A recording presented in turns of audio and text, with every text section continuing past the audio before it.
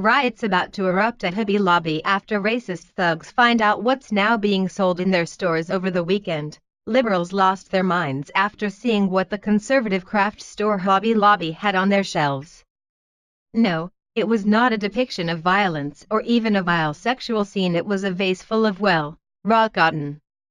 Yes, that is what has pushed the left over the edge after the disturbing image of raw cotton was posted on Facebook. Apparently, now selling cotton as a decoration is racist and must be removed from Hobby Lobby's shelves immediately. If you think this is a joke, it isn't, and sadly it shows exactly where we are as a country.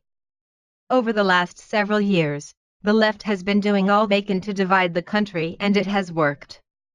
Now everyone is a racist if you don't agree with them. White men are sexists, and all President Trump supporters are white supremacists. Seriously, Alice's Wonderland makes more sense than these liberals running amok in America. However, this is the world we live in. Which is why what happened in Hobby Lobby over the weekend really doesn't surprise anyone.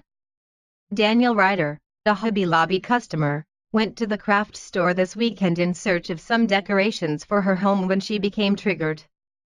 Ryder saw on the shelf a vase full of cotton and was so upset that she shared the insulting image on Facebook, which quickly went viral. She captioned the photo, "This decor is wrong on so many levels. There is nothing decorative about raw cotton, a commodity which was gained at the expense of African American slaves." The post was shared 14,000 times and had 160,000 comments that were pretty much split down the middle.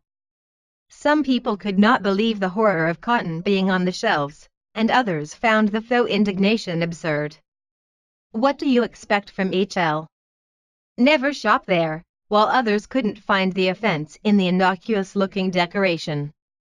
One commenter wrote, "It's cotton. WTF, it's 2017. Do you know some slaves in 2017 that picked this cotton and didn't get paid for it? Just stop." And that was just the beginning as more people began to chime in and put this absurd claim of racism to bed. This outrage over raw cotton is ridiculous to say the very least, but that is not the first time African Americans were outraged over cotton used as a decoration this weekend. The president of Lipscomb University has issued a formal apology after numerous African Americans complained about the centerpiece on the table. Here is more from Todd Starnes. Randy Lowry, president of the Christian University based in Nashville, had invited African American students to his home for dinner last week. One student who attended the gathering posted a diatribe on Instagram, along with a photo of the offensive centerpiece. "We were very offended," the student wrote. "My friend asked why there was cotton on the table as the centerpiece. His response was that he didn't know, he seen it before we did. He kind of thought it was foolish. Then he said, it isn't inherently bad if we're all wearing it." The students were also angered by the home-cooked meal they were served. The meals that were provided resembled many black meals. They had mac and cheese, collard greens, cornbread, etc., the student wrote. President Lowry posted an apology on the university's Facebook page. "The content of the centerpieces was offensive, and I could have handled this situation with more sensitivity," he wrote. "I sincerely apologize for the discomfort, anger, or disappointment we caused and solicit your forgiveness. Now, just wait one cotton-picking minute." The university president graciously invited students to his home, had a home-cooked meal prepared in their honor, and lavished them with Southern hospitality. Instead of a cordial "thank you," the students pitched a public hissy fit. What a bunch of ingrates. And since cotton causes them such grave offense, I have to assume that most of them were wearing polyester to the dinner party.